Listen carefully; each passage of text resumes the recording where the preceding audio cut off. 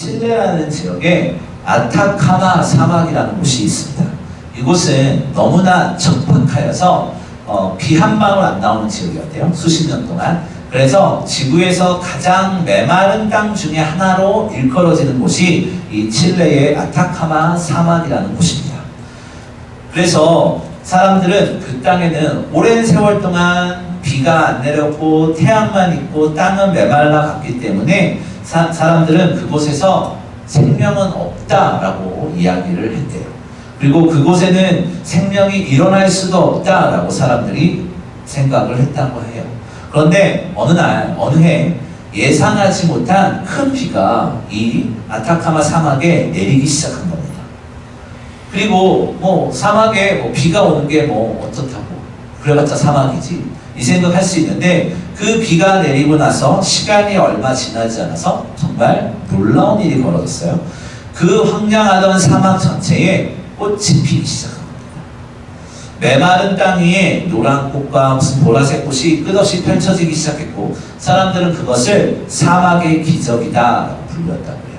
지금도 한 5년에서 10년에 한 번씩 비가 내린대요. 그러면 비가 내리고 나면 그 사막에 꽃이 쫙 펼쳐진대요.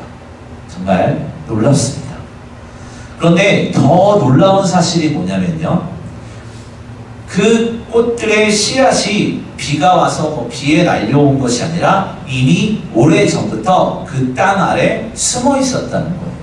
사실은 저는 이 뉴스를 보면서 너무나 이해하기가 어려웠어요. 수십 년 동안 메말라 있는 땅인데 그 땅 아래 씨앗이 있었다고 해서 그것이 어떻게 살아있을 수가 있을까? 라는 궁금증이 들기도 했습니다.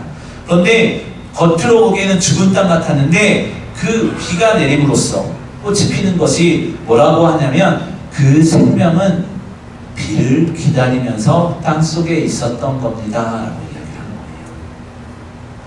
비가 내리는 순간 그 생명이 다시 깨어난 것이죠. 여러분, 오늘 우리가 함께 읽은 이사야서 35장도 바로 그런 말씀이에요. 이 말씀은요, 이스라엘 역사의 가장 어두운 시기, 가장 힘든 시기에 쓰여진 책이에요. 이 말씀은 그 당시 이 배경이, 당시 이스라엘은 북쪽 왕국, 북이스라엘은 아수르라는 나라에 의해서 무너져 버렸고 남쪽 유다마저 사방에서 위협을 받고 있던 상황이었어요. 백성들은 강대국의 침략 앞에 두려움을 떨기 시작했고 또 고향을 잃은 사람들은 낯선 땅에서 방황하던 시절이었어요. 신앙의 중심이라고 불리우는 예루살렘 성전마저 위태로운 상황 가운데 있었습니다. 그렇지 않겠어요? 이제 곧 우리나라는, 이제 곧 내가 있는 나라가 옆에 강대국이 침략해서 우리는 곧 죽을 거야. 그들이 침략해서 우리를 노예로 삼을 거야.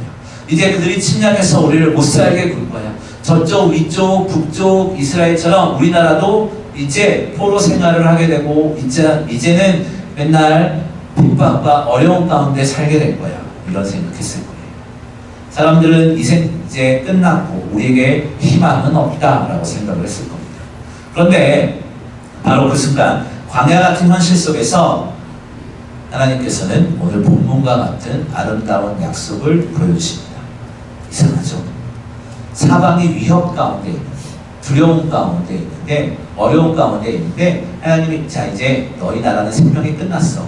이제 너희들 알아서 살아. 이게 아니라 아름다운 회복에 대해서 이야기를 하고 계시다는 것이죠.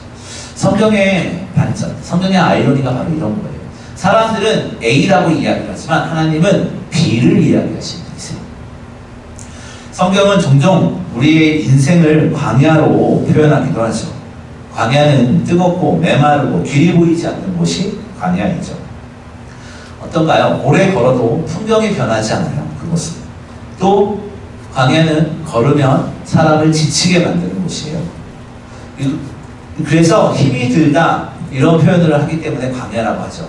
광야는 종종 우리의 인생에 비유하기도 해요. 우리에게도 광야의 시간들이 있습니다 라고 이야기하는 분들이 있습니다.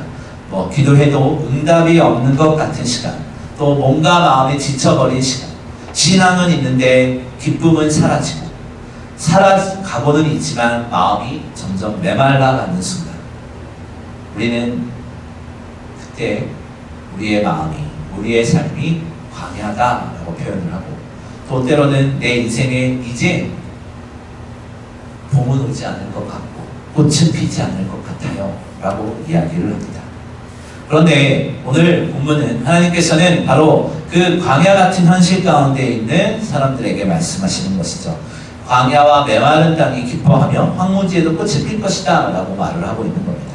하나님은 광야를 그냥 지나가게 하시는 분이 아니라는 겁니다.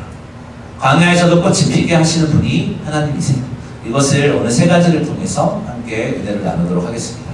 먼저는 하나님은 메마른 광야를 변화시키십니다 인데요. 이사야는 오늘 35장에 들어가면서 가장 놀라운 장면을 하나 보여주고 있어요. 우리 1절 말씀 우리 한번 읽어보겠습니다. 시작! 광야와 메마른 땅이 기뻐하며 사막이 백합화같이 피어 즐거워하며. 네, 광야는 단순히 이제 오늘 본문에서 광야는 단순히 풀이 없는 장소 뭐 이렇게 이야기하는 것이 아니에요. 사람이 버티기 어려운 곳, 희망을 잃기 쉬운 장소, 이것을 광야로 상징하고 있는 겁니다. 또 메마른 땅은 어떤가요? 메마른 땅이 상징하는 것은 완전히 말라버린 상태를 이야기하는 거고, 더 나아가 더 이상 가망성이 없는 것, 이것을 메마른 땅 이렇게 이야기를 하고 있습니다. 그런데 가망성이 없고 말라버리고 소망이 없다라고 이야기를 하는 그곳에서 하나님께서는 그 광야에 꽃이 피게 하실 것이다 라고 말을 하고 있는 거예요. 이것은 단순한 자연의 변화를 이야기하는 것이 아닙니다. 하나님이 끝난 것 같은 인생에 소망을 다시 시작하신다 라고 이야기하는 거예요. 이스라엘 백성에게 광야는 현실이었어요. 나라는 흔들리고 있고 미래는 보이지 않았고 사람들의 마음에는 두려움이 가득했죠. 그런데 하나님은 그들에게 끝났다 라고 이야기하지 않았어요. 야, 이제 니네 저쪽 옆에 나라가 쳐들어올 거야. 바벨론이 쳐들어올 거고 니네 이제 곧 망할 거야. 이제 마음의 준비를 해. 이렇게 말하지 않으세요. 다시 피어날 것이다 라는 역설을 이야기하고 계시는 겁니다. 여러분, 우리의 삶에도 이런 메마른 시간들이 있어요. 오래도록 해결되지 않는 문제, 지친 관계들, 무너진 건강, 기도해도 변하지 않는 현실 속에서 우리의 마음이 메말라간다는 거예요. 네, 매일같이 쳇바퀴 돌듯이 살아가다 보면 우리의 마음이 메말라갈 수밖에 없어요. 매일같이 똑같이 신앙생활을 한다고 해도 전혀 변화가 없고 전혀 감동이 없고 예배는 드리지만 도대체 하나님이 누구지?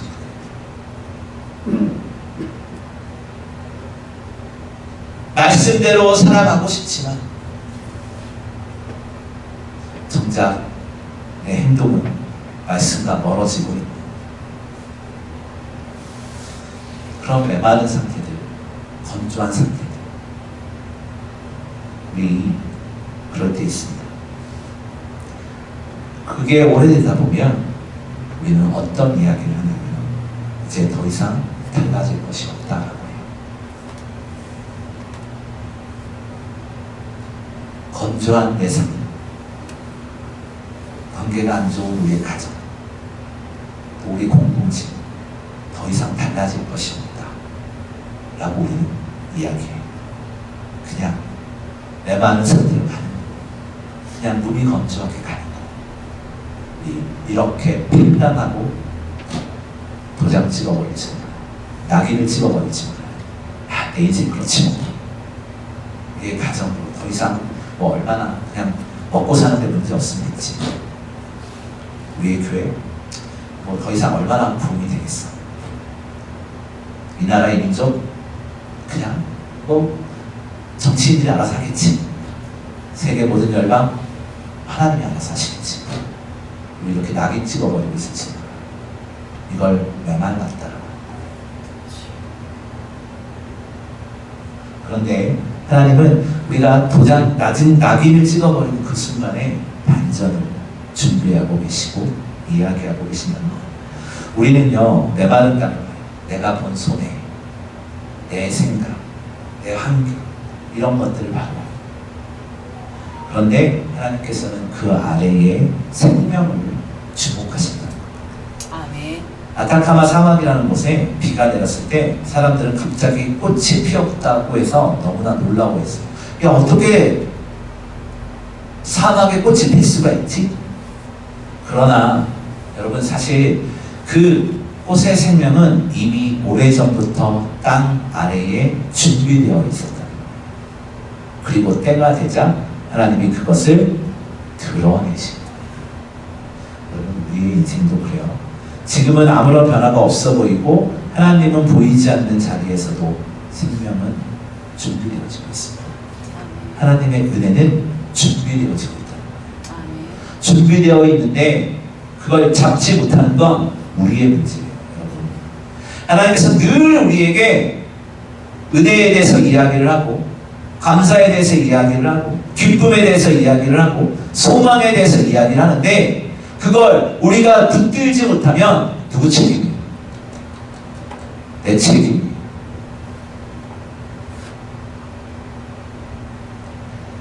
그래서 그 사막의 말씀, 사막의 사건처럼 하나님은 보이지 않는 자리에서 생명을 준비하듯이 우리의 메말라 있는 마음 그 아래에서 하나님께서는 다시 한번 일어설 성령의 은혜를 준비하고 계시다라는 거죠.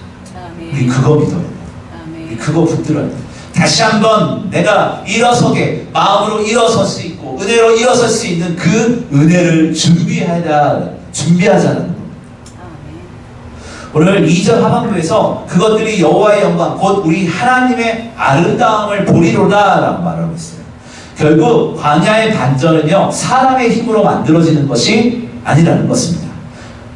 우리의 힘으로 그 하나님의 영광이 드러나고 아름다움이 드러나는 게 아니라는 거예요. 그럼 누구의 힘으로? 하나님의 능력으로. 아멘.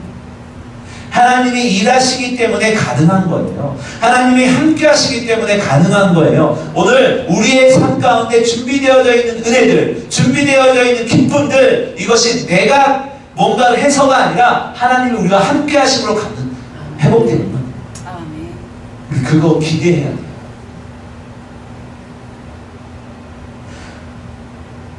여러분, 우리의 모든 환경이 광야처럼 느껴진다고 해도 너무 빨리 절망하지 마세요. 하나님은 아직 끝내지 않으셨거든요.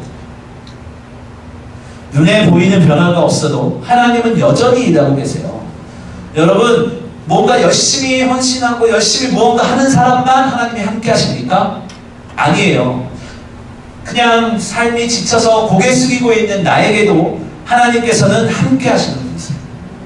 힘있게 걸어가고 있는 나에게도 함께 하시지만 오늘도 나의 삶에 닥친 문제 가운데 힘겨워 눈물 흘리는 나에게도 함께 하시는 분이 하나님이세요. 아멘.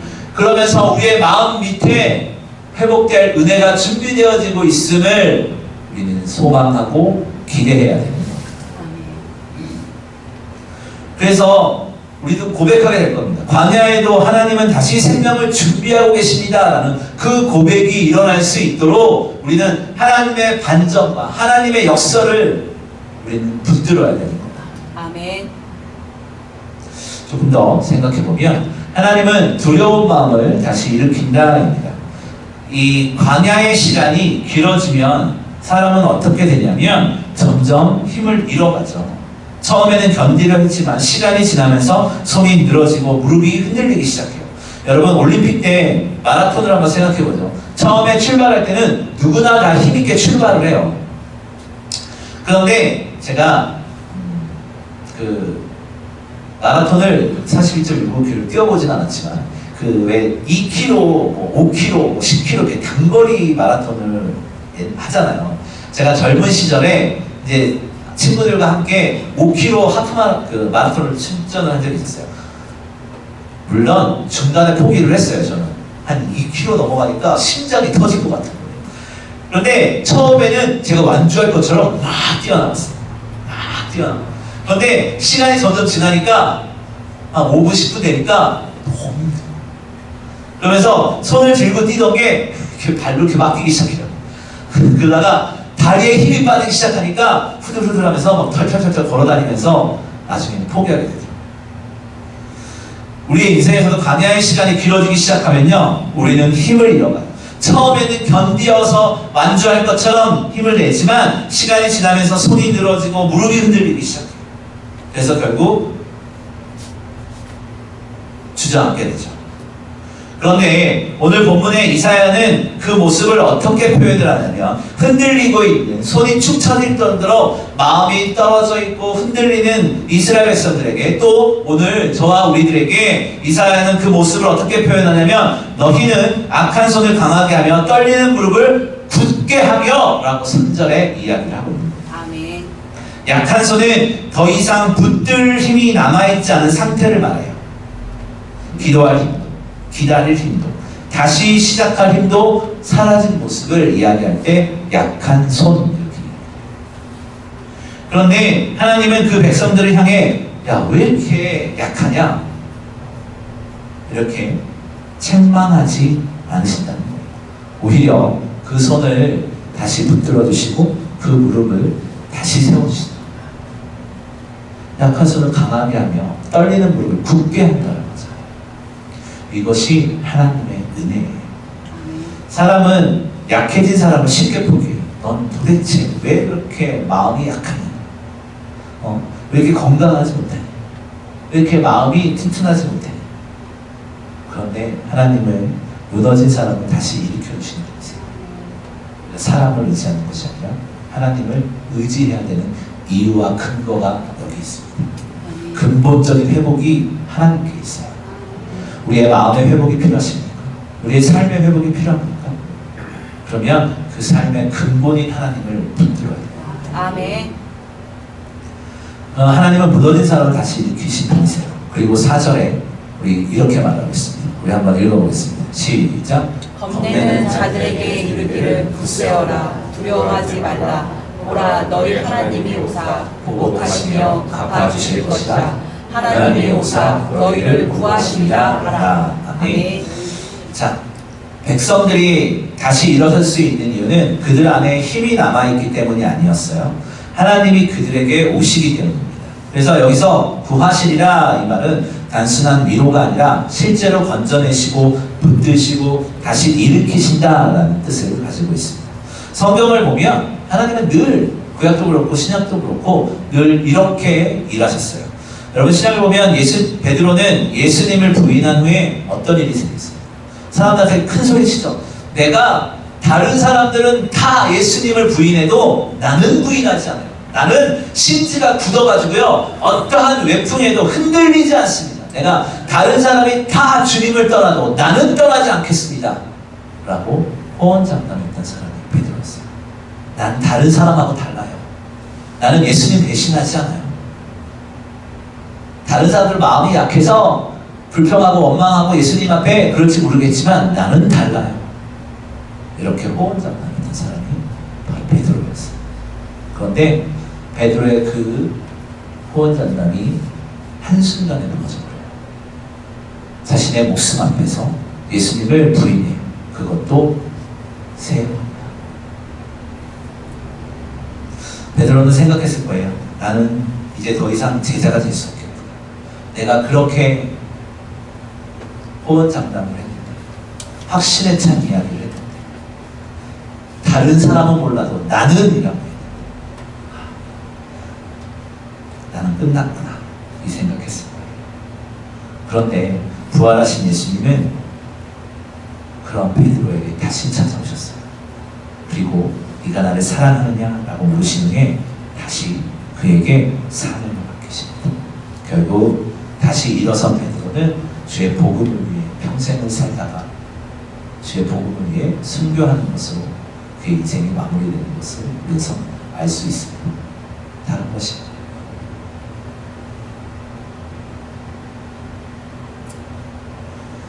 주님께서는 우리를 일으키신다. 하나님은 무너진 베드로를 버리지 않으셨어요. 다시 일으켰어요. 이것이 하나님의 구원이에요. 구원은 무언가 벼락처럼 탁 해서 하는 것이 아니라 우리를 향하신 그 놀라우신 사랑이에요. 우리를 향하신 그 예전부터의 태초 이전부터의 사랑이 오늘날 나에게도 흐르고 또 우리의 삶을 통해서 흘러가고 또 우리를 통해서 영광 받으신다. 우리는 이럴 때 있습니다. 기도는 하지만 마음은 지쳐있고 예배는 드리지만 다시 일어설 힘이 없다고 느껴질 때 있죠. 겉으로는 버티고 있지만 우리 마음속으로는 무너져 있을 때가 많아요. 신앙의 연수는 오래되었지만 도대체 하나님이 누군지도 모르겠고, 예배는 드리지만 내가 뭘 하는지도 모르겠고, 기도는 하지만 이루어질 확신이 없고, 그런 사람들은 하나님이 아니라 다른 것들을 이야기하기 시작해요. 하나님의 은혜를 이야기하는 것이 아니라 다른 것들을 드러내기 시작해요. 우리 앞뒤 옆사람과 인사하겠습니다. 다시 이야기하겠습니다. 은혜 받으세요. 은혜 받으세요. 네, 은혜 외에 뭐가 있어요, 여러분? 우리가 아무리 오래 살아도 한 120년?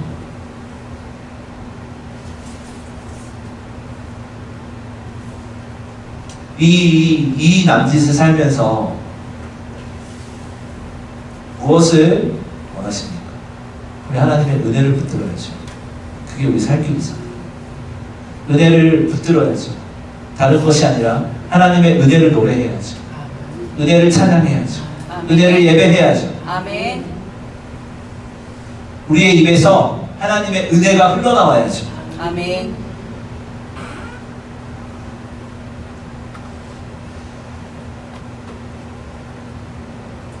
우리는 때로는 괜찮은 척, 좋은 척 하지만 실제로는 하나님 앞에서는 하나님 이제 너무 힘들어요. 이제 못하겠어요. 이렇게 푸념하는 분이 혹시 있으십니까? 근데 오늘 하나님은 그런 우리를 향해서 우리가 조금 전에 읽었던 3절의 말씀처럼 약한 손을 강하게 하고 떨리는 무릎을 굳게 하신다라고 말씀하십니다. 이 말씀은 야, 이제 혼자 힘내, 다시 일어서, 이렇게 말하는 것이 아니에요. 하나님이 다시 붙들어 주시겠다. 그래서 성도의 소망은 내 강함에 있지 않아요. 끝까지 버텨내는 내 의지에 있지 않아요.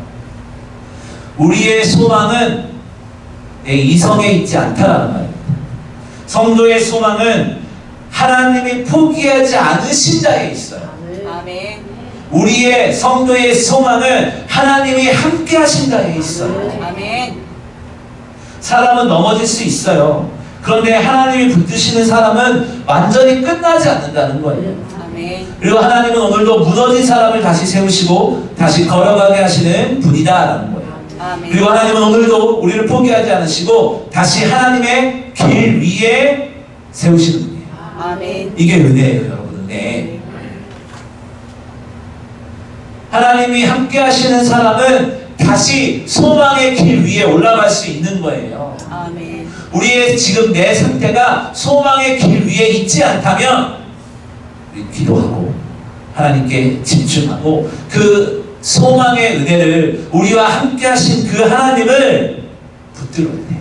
아멘. 말씀을 통해서, 예배를 통해서, 기도를 통해서, 찬양을 통해서 소망의 길 위로 올려놓으실 그 하나님을 기대하시기 바랍니다. 아멘. 한 가지만 더 묻었어요. 하나님은 결국 기쁨의 길로 인도하신다입니다. 오늘 본문 후반부에는 정말 놀라운 회복의 장면들이 이어지는데요. 그들의 이스라엘의 상황이 너무 좋지 않은데 하나님께서는 극적인 회복의 장면들에 대해서 이야기를 하고 있는 거예요. 우리 5절과 6절 한번 읽어보겠습니다. 시작. 그때 맹인의 눈이 밝을 것이며 못 듣는 사람의 귀가 열릴 것이며 그때 저는 자는 사슴같이 뛸 것이며 말 못하는 자의 혀는 노래하리니 이는 광야에서 물이 솟고 사막에서 시내가 흐를 것입니다. 아멘. 자, 이 5절과 6절 이것은 단순히 무언가 보이는 것의 육체의 회복만을 이야기하는 것이 아니에요. 뭐 맹인이 눈이 밝아지고 육체의 회복만을 이야기하는 것이 아니라 하나님이 죄와 절망으로 묶인 인생을 새롭게 하시는 구원의 그림이에요. 아멘. 실제로 예수님께서 이 땅에 오셨을 때 맹인의 눈을 열어주시고 듣지 못하는 자를 듣게 하시고 걷지 못하는 자를 일으키셨잖아요. 그 예수님의 행적에 이사야서가 굉장히 중요한 이유가 이사야서는 거의 그 책 이사야서라는 책은 화살표처럼 되어 있어요. 딱 예수 그리스도를 계속 가르치고 있어요. 아멘. 후에 오실 분이 눈이 밝게 할 것이며 못 듣는 사람이 귀가 열리게 할 것이며 저는 자는 사슴같이 튀게 할 것이며 말 못하는 자는 혀는 노래하게 할 것이다. 아멘. 예수 그리스도 얘기합니다. 아멘. 그래서 이사야서와 뭐 이런 예언서들은 선지서들은 다 이렇게 예수님을 표적처럼 이렇게 나타냅니다. 특별히 오늘 말씀도 그래요. 예수님께서 이 땅에 오셨을 때 이런 일들을 하셨잖아요. 예수님은 이사야의 약속이 시작되었다라는 것을 보여주고 있는. 그리고 그 말씀은 단지 예수님이 사셨던 그 한 시대에만 국한되지 않고 있습니다. 하나님이 마지막에 자기 백성을 완전한 회복으로 이끄실 하나님의 나라를 보여주고 있는 거예요. 우리 하나님의 나라를 소망하잖아요. 천국의 소망을 가지고 있잖아요. 그곳은 회복을 이야기하는 거예요. 오늘 우리가 이 땅을 살아가면서 이 정말 각박한 시대에 정말 살기 힘든 시대에 살아가면서 천국을 살아갈 수 있는 근거가 뭐냐라고 한다면 하나님께서 주실 회복의 은혜를 소망하며 살 때예요. 아멘. 여러분 운전하시는 분들은 주유소를 갈 때마다 한숨이 나온다고 하더라고요. 얼마 전까지 쓰레기 봉투를 사려고 마트를 가면 없대요. 나오면서 한숨을 쉬죠. 저 어딜 가야 하는 네. 항상 부족하고 요동하고 힘겹고 이런 시대에 신앙을 제대로 갖고 살기 힘든 이 시대에 신앙인으로서 어떻게 살아야겠느냐라고 한다. 이 힘든 시대에 어떻게 하나님의 나라에 하나님의 백성으로서 살 수 있습니까? 라고 할 때 질문을 한다면 저는 주저하지 않고 이야기할 수 있어요. 회복해 하시는 하나님을 의지하고 살아야 소망이 생긴다. 아멘. 아니 망할 거라고 생각한다면 뭐하러 사업을 하고 뭐하러 장사를 하고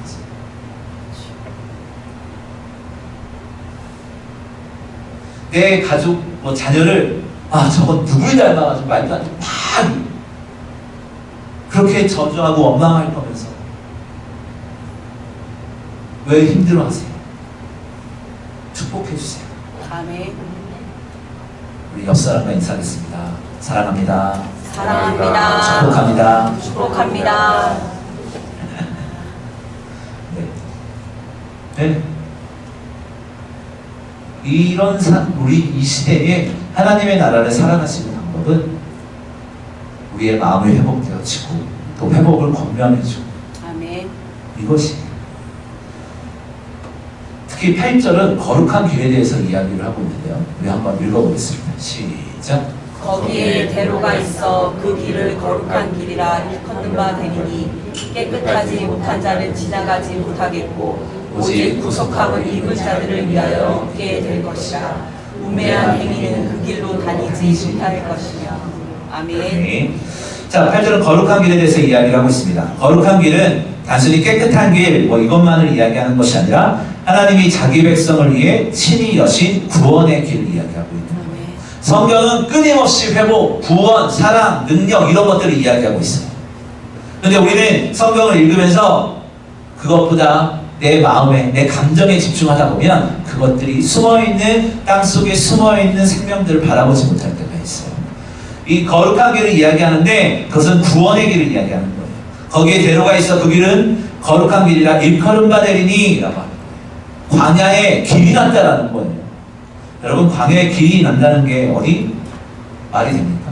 원래 광야는 길을 잃어버리는 곳이에요. 길이 없는 곳이죠. 어디로 가야 할지 몰라 헤매는 곳이에요. 그런데 하나님은 그 광야 가운데 자기 백성이 걸어갈 길을 만드시는 분이시다라는 겁니다. 여러분 우리는 살아가면서 그 길을 경험하며 살아가야 돼요.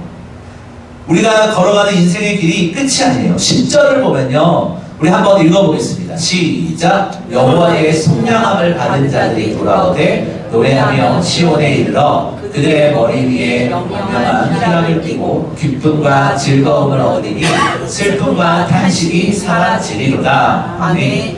네. 내 인생 이제 살 만큼 살았고 이제 더 이상 소망도 없고 할 것도 없고 끝났어. 그런데 성경은 그렇게 이야기하지 않아요.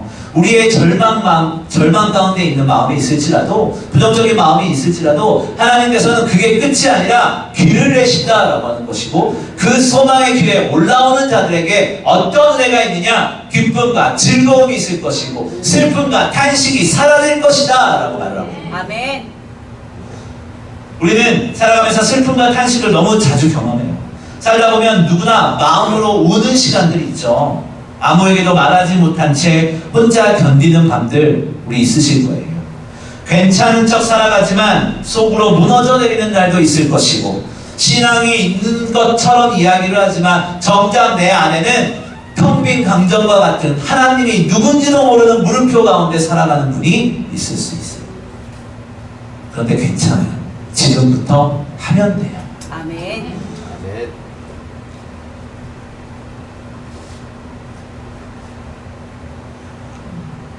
우리는 누구나 가면을 가지고 살아가고 있어요. 가정 안에서, 직장에서, 교회 안에서. 그런데 그러면서 시간이 깊어질수록 교회와 가정의 이중적인 생활들, 가정과 또 직장과 교회의 그 이중적인 이런 마음들, 교회에서는 예전에 어떤 지사님이 계셨는데 교회에서 그렇게 신실하셨어요. 제 전도사님입니다. 전사님, 하나님께서 전도사님을 사랑하시고 내가 기도해 보니까 사랑하시고 그런 분이 있었어요. 그런데 그분이 우연찮게 사업하시는 분인데 사업장 신방을 갔어요. 근데 저녁이었는데 옆에 그 사업하는 사람들하고 앉아서 술 파티를 하고 있더라고요. 제가 문을 열고 집사님 한 분과 딱 들어갔는데 정말 그 술병 나뒹구는 술병들과 그러면서 딱 들어갔을 때 마침 옆에 있는 사람과 싸우고 있었어요. 온갖 역설을 다 했어요. 우리는 뭐 이렇게는 아니더라도 우리는 그 신앙인의 모습은 가지고 있지만 우리가 그렇게 살지 못할 때도 워낙 많이 있어요. 그런데 하나님을 의지하고 그 길 위에 올라서는 자들에게 10절 하반부에 슬픔과 탄식이 달아날 것이다. 아멘. 이것은 단순한 위로가 아니에요. 하나님이 자기 백성에게 주시는 마지막 약속이에요. 슬픔이 영원하지 않다는 것을 이야기합니다. 마음의 우울함으로, 환경의 강팍함으로, 남몰래 눈물 짓고 힘들어하시는 분이 있으십니까? 여러분, 그 눈물이 끝이 아니에요. 그 눈물 너머에 하나님께서는 기쁨과 웃음을 주신다는 거예요. 아멘. 광야가 끝이 아니라는 겁니다. 물론 그 길은 하루아침에 완성되지 않을 거예요. 여전히 오늘 눈물이 있고 여전히 오늘을 견뎌야 할 시간도 있을 겁니다. 그러나 성도는요, 방향이 다른 사람이에요. 세상은 현재의 절망을 바라보지만 성도는 하나님이 마지막에 이루실 회복을 바라보며 걸어가는 사람들이에요. 여러분, 신앙은 고통이 없는 상태가 아니에요. 신앙은 어려움이 없는 상태가 아니에요. 고통 속에서도, 어려움 속에서도, 고난 속에서도 하나님이 결국 우리를 붙드시고 인도하신다라는 약속을 붙들고 살아가는 사람들이에요. 아멘. 여러분, 우리 모두 한 명 한 명들에게 하나님의 약속이 있는 거예요. 우리는 그 약속 믿고 가는 거예요. 말씀의 약속 믿고, 그렇지, 내가 오늘 정말 세상 가운데 힘들어하지만 하나님께서 주시는 약속이 있지 라고 하면서 말씀을 되뇌이고 예배를 사모하며 기도 가운데 찬송 가운데 나아가는 겁니다. 아멘. 왜냐하면 주님은 이 시간도 우리 일하고 계시기 때문이에요. 아멘. 그래서 성도는 광야 한가운데서도 기뻐할 수 있는 거예요. 억지로 웃어라 뭐 이런 것이 아니에요. 하나님이 결국 우리를 기쁨으로 길로 인도하실 거기 때문에 소망으로 기뻐하라라는 거예요. 아멘. 상황이 아니라 하나님 때문에 회복되어지니까 하나님의 이름으로 기뻐하라. 아멘. 여러분, 연애할 때 어때요? 사랑하는 사람을 생각만 해도 미소가 지어지잖아요. 연애를 오래전에 하셔가지고 기억도 안 나시죠? 네, 도대체 내 남편, 내 아내를 언제 설레었는지 가물가물하시고 그 사랑하는 사람을 생각해도 기분이 좋아지고 웃음이 나는 그 이유가 뭐겠어요? 내가 그 사람을 사랑하니까잖아요. 우리 하나님을 사랑하고 하나님의 뜻을 의지하기 시작하면 우리의 삶의 문제가 아니라 소망을 갖게 된다는 거예요. 아멘. 우리 그렇게 사는 거예요. 그렇게. 야, 그럼 너나 그렇게 살아. 이게 아니라 하나님은 내 옆사람의 문제가 아니라 나에게 이야기하신다. 아멘. 옆사람이 잘한다고 해서 내가 천국 가는 게 아니에요, 여러분. 내가 잘해야, 내가 하나님의 말씀을 붙들어야 하나님께 부름받는 것이. 아멘. 사랑하는 여러분, 꽃이 환경이 좋아서 피는 것이 아니에요. 하나님이 생명을 주셨기 때문에 피는 겁니다. 아멘. 오늘 우리는 말씀을 통해서 몇 가지를 보았어요. 하나님은 메마른 광야를 변화시키고 두려움에 무너진 사람을 다시 일으키시며 결국 자기 백성을 기쁨의 길로 인도하셨다. 이것은 단순한 위로가 아니라 하나님이 실제로 행하시는 구원의 역사를 오늘 본문은 이야기하는 겁니다. 오늘 본문에서 이스라엘 가운데 하나님께서 행하셨고 예수 그리스도를 통해서 그것이 이루어졌고 오늘 그것이 흘러서 오늘 우리의 삶 속에서도 일하고 계시는 하나님을 우리는 붙들고 소망해야 합니다. 아멘. 여러분, 지금 광야를 지나가고 있다고 해서 힘든 어려운 가운데 지나가고 있다고 해서 무감각한 인생을 살아가고 있다고 해서 너무 빨리 절망하지 마세요. 하나님은 여러분들을 아직 포기하지 않으셨습니다. 아멘. 눈에 보이는 변화가 없어도 하나님은 여전히 일하고 계십니다. 아멘. 우리가 보지 못하는 곳에서 길을 준비하시고 메마른 땅 아래 다시 생명을 일으키시고 있으시다는 거예요. 아멘. 그래서 오늘도 주님께서 주시는 소망의 기쁨을 포기하지 마시고 하나님이 지금도 일하고 계시는 그 은혜를 기억하며 살아가는 저와 여러분이 되시기를 주님의 이름으로 소망합니다. 아멘.